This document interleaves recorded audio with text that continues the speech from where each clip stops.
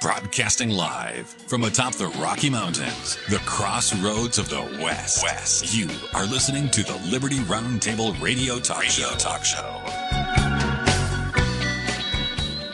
Federal Communication Commission, FCC, warns broadcasters over war coverage.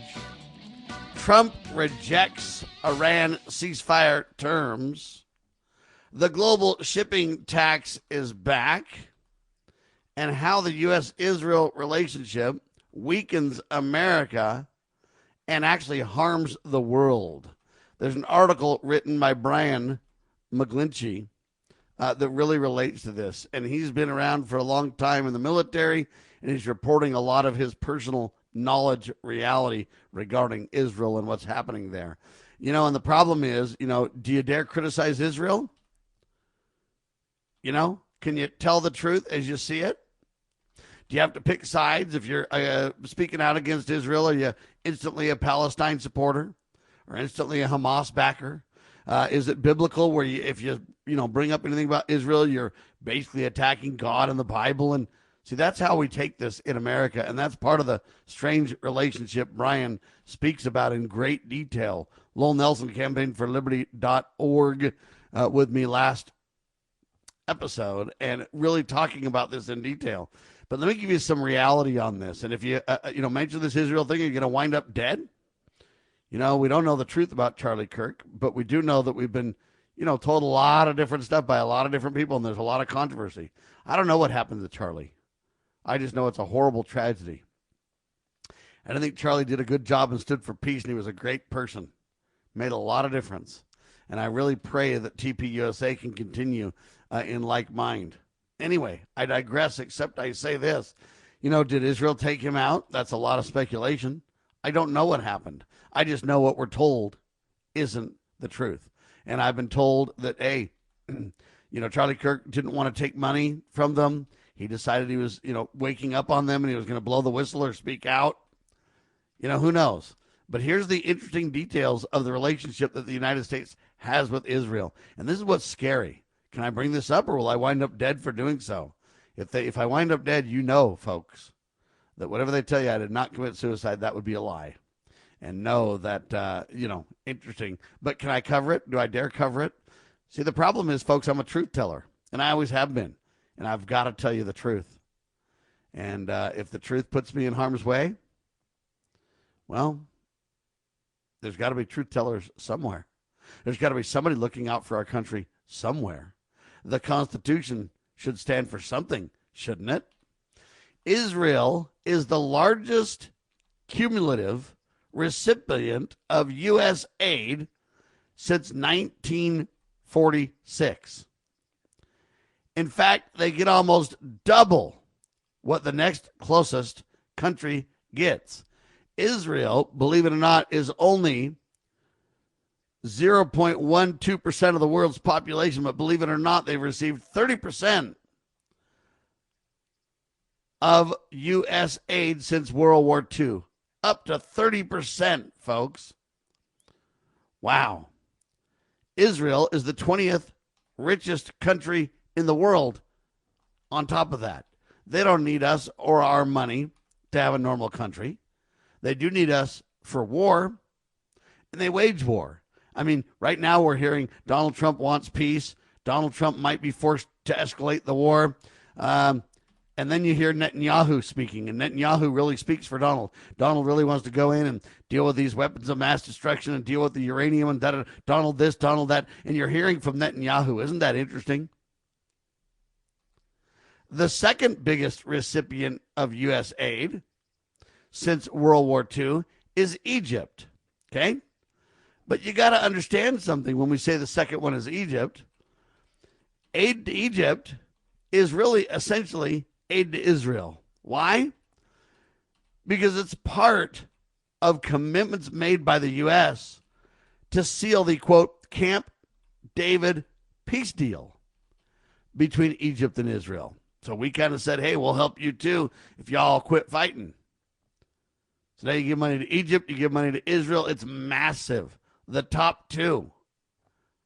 The third one, the third biggest recipient of U.S. aid is Jordan.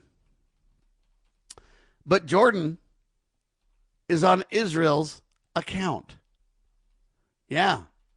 This money is how the U.S. literally rents the allegiance of the Jordanians, folks. Okay? That's interesting, right? Also, since October the 7th, you remember that big disastrous day several years ago, October 7th?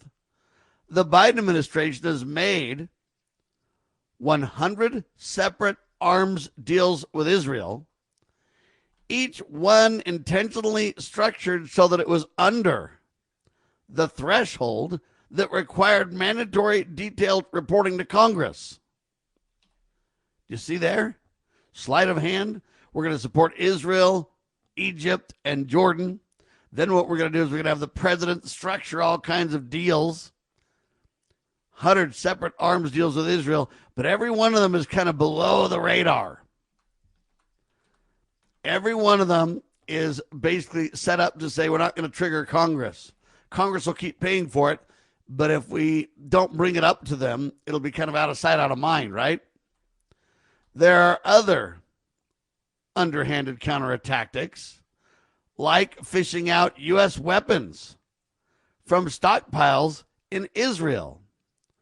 They're supposedly there for American use, you see. Think about it. Under the counter-tactics, okay, you literally dish out U.S. weapons from stockpiles in Israel. They're supposed to be for our use and stored over there, just kind of like a staging thing. They're a partner. But when they need to, they ever get a little short and they're kind of waiting on Congress to put more cash into the kitty, and then they just grab from that weapons store. It's a little bit like how in America we have a big oil reserve. If the president doesn't want oil prices to go up too much or gas prices to go up too much, he just taps that reserve there. It's manipulation at every level is the problem, right? Anyway, I don't mean to attack Israel, folks. I know there's good people there. But I will say this, though. We have created winners and losers, friends and foes around the world over this promoting of Israel, Egypt, and Jordan, and then at the same time attacking Iran.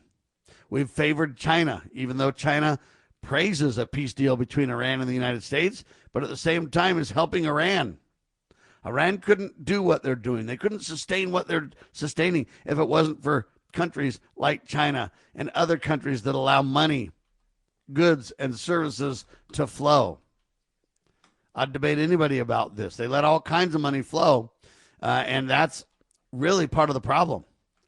All right, I want to move to several other topics before the end of the hour because, man, it's a rich news cycle right now, to say the least.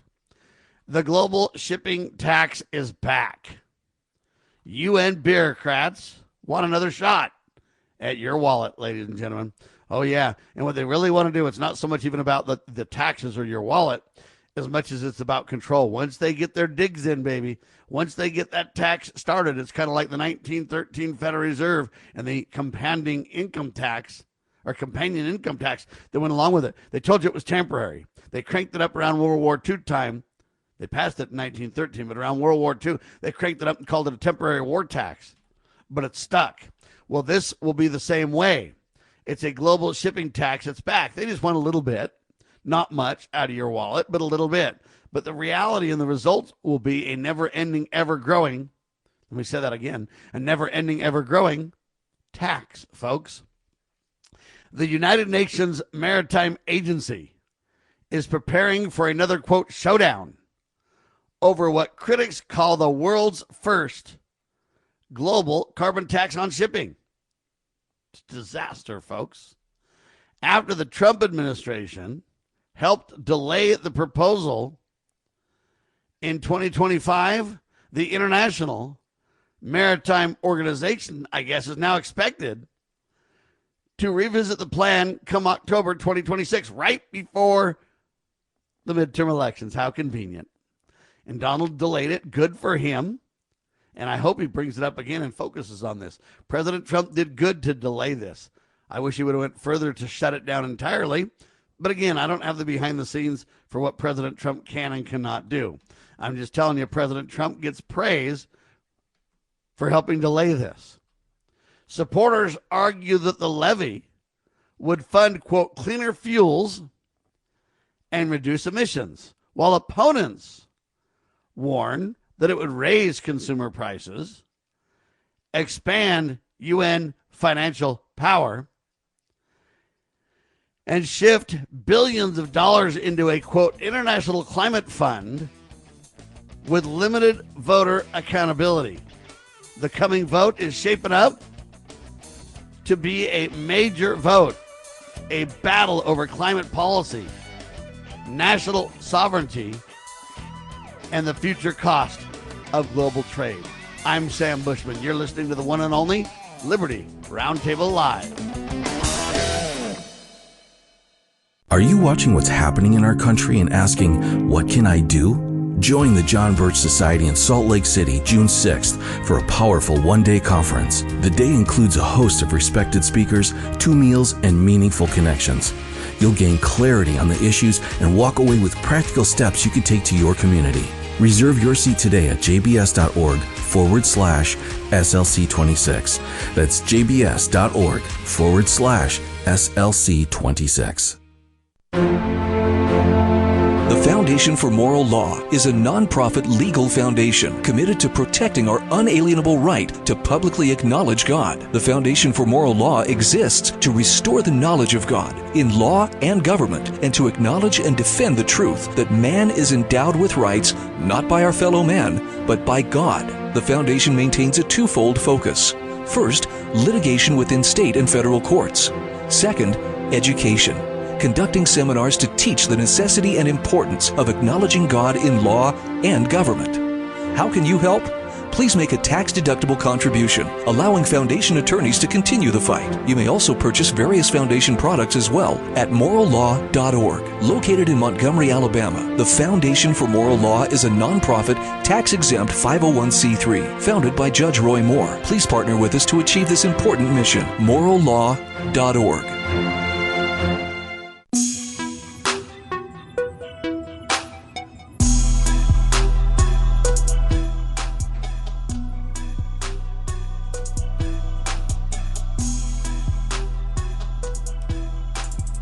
All right, back with you live, ladies and gentlemen. Hard-hitting news that I refuse to use continues.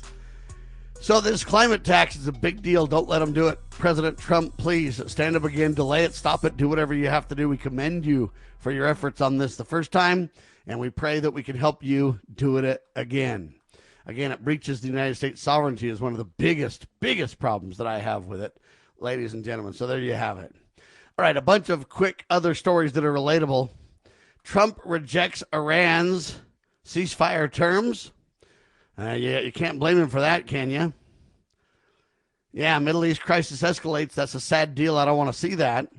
But at the same time, President Trump dismissed Iran's latest ceasefire response as totally unacceptable, raising fears that the conflict could grow wider. I have fears that the conflict can grow wider. I pray that it does not.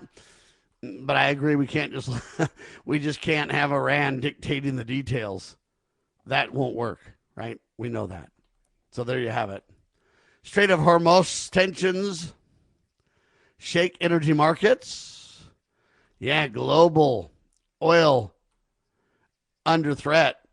Ongoing military tensions near the Strait of Hormuz seem to just make the oil fuel price crisis even worse. And I don't really understand a lot of this just because we don't get our oil from Iran. So I don't know why it's cranking up prices so much in the United States. And what they would say is, well, it's a global market and all this kind of stuff. We export oil and we do all these different things. And I don't know. It's interesting to me how we've created this global interdependent economy, which, I think is disaster and not necessary. Should there be a global economy? Sure, there should. Should we trade with those around us? Absolutely.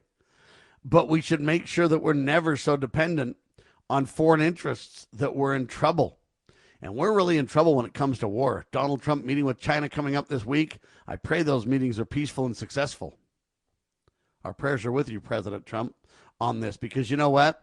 If China decided they were going to stop Taiwan or somehow put a blockade around Taiwan or China, we wouldn't have a lot of goods and services. In fact, we wouldn't even be able to keep up with war at all. A lot of the screens and the high tech and the chips and the all come from that region. So we need to be very careful, and we need to extract ourselves from that by bringing manufacturing back to America that we should have never let go of in the first place. And believe it or not, President Trump is the only president in my mind that's talked about it really in my lifetime. All the other presidents, told us it would be just fine. Back in the day, I think it was Ross Perot and George Bush running. And, Ross Perot said would have a sucking sound. It'd be horrible. Everybody mocked him and laughed at him. But now we see it, and we're not even independent enough right now. If we have some of these rare earth minerals being held up by China or whatever, if we have, a lot of goods and services stopped, we'd be in real, real trouble, folks. We really, really would. So just beware of that. FCC warns broadcasters over war coverage. FCC threatens to, quote, de-license in a explosive free speech fight. This is a big concern, folks. FCC Chairman Brendan Carr warned broadcasters they could risk license renewals, meaning you wouldn't get your license renewed, if you and your coverage of the war, of the Iran conflict, is deemed misleading, triggering major First Amendment concerns nationwide. Now, I'm in this camp, folks. Now, I don't need the government to give me a license because I don't have a license right now. I don't want to own any radio stations. It's just internet. But at some point, might they extend that? I don't know. But this is scary. So the question becomes, what can you cover about the war? And if the government decides, Brendan Carr and company over at the Federal Communications Commission, and it's like government approval, what does that mean? That means I can only say what Trump wants me to say, or Trump and company, Marco Rubio or J.D. Vance, or who knows. By the way, there's a big showdown between Marco Rubio and J.D. Vance about who will be their presidential candidate for the 2028 election cycles for president. And Donald Trump, behind the scenes, from what we understand, is saying, hey, which one? Who do you want? And kind of trying to see where the wind blows on this thing. And then he's kind of proposing, why don't they work out a deal to go together on it? Which what that would have to mean, since J.D. Vance was already vice president, J.D. Vance would be the presidential candidate, Marco Rubio would be the VP pick. And the hope would be Vance gets elected, and then they serve, and then gets elected again, and then they serve, and then after Vance is done, then Marco Rubio steps up, and it's Marco Rubio's turn 8 years later. Time will tell how all that pans out. I'm just telling you that's the behind-the-scenes discussions going on right now. But I'm just telling you this FCC thing is a disaster. And again, we really worried about our First Amendment rights being violated under the Biden administration. The conservatives were really up in arms about it, saying, wait till Trump gets in office, things will be better. I see things just as bad, if not worse, under the Trump administration. And I'm not here to attack anybody. I'm just telling you. So if I don't cover the war right, I'm in jeopardy. Because it's, quote, deemed misleading. I thought the First Amendment right that I had allows me to have my own view. They can call it misleading if they want to, but I would say their views, their depiction of what's going on is what's misleading. This idea that, we hear all these different things. I don't know what the truth is. Some say Netanyahu's leading Trump around by the nose. Others are saying, no, the real threat's China. And Israel and the United States are just teaming up against China, who has Iran as their kind of front man in this thing. And, well, you know what? I don't know all the truth. I don't have all the international, quote, intel. What I do know, though, is that I have every right to see it as I see it and cover it as I think best. And if you don't like what I say, you say what I believe is misleading. I'm saying a lot of what they're saying is misleading. For example, we were told back February 28th this war was going to be very short-lived. Hey, this is nothing. We'll just walk in and walk out. And then it was like, oh, we'll be there maybe a couple of weeks, 2-3 weeks. Now it's literally May the 11th. So February, you got March, April. We're over the 60-day mark. President Trump says, well, Congress doesn't have to worry about it. We got the 60-day clause, and now we've got a ceasefire. Problem is, how do you define a ceasefire when they're firing?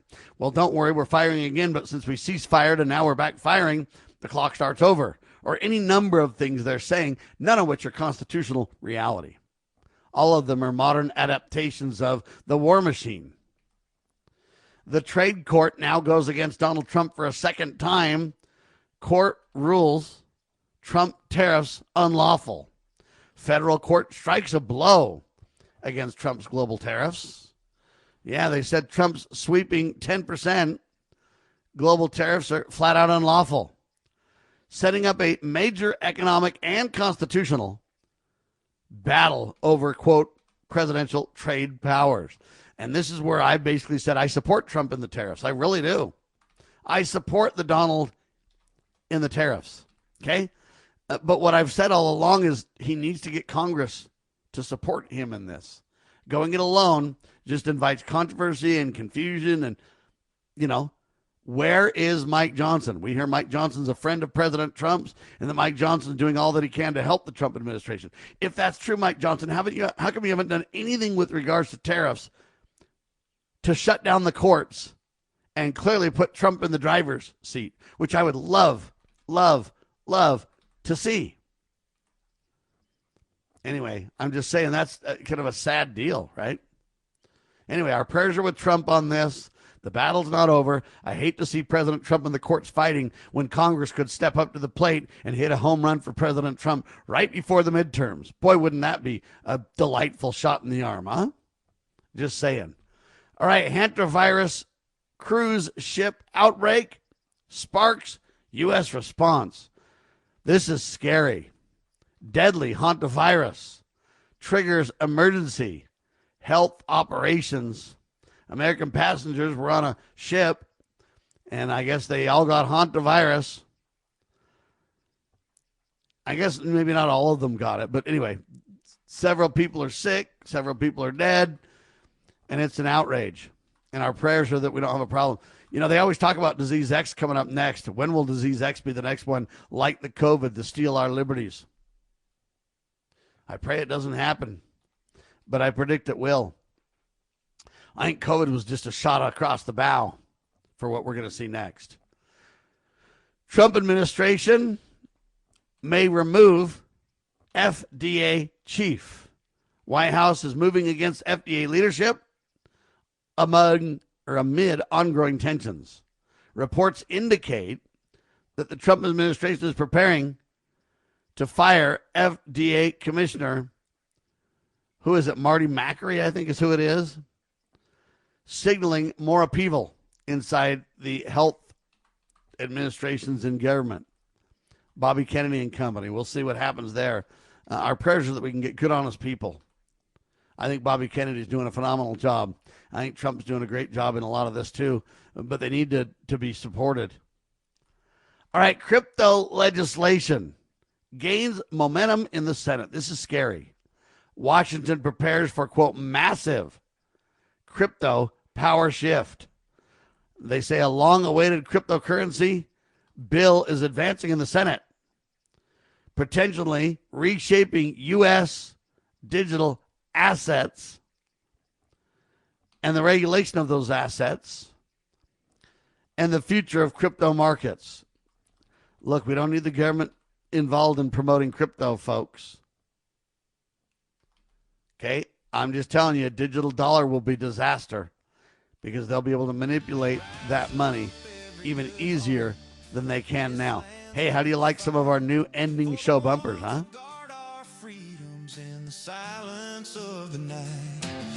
Right. Denver Airport's under investigation because I guess Frontier strikes person on the runway. You've probably heard about that one, huh? All right, thanks for being alongside for the ride. That's a wrap. I'm Sam Bushman.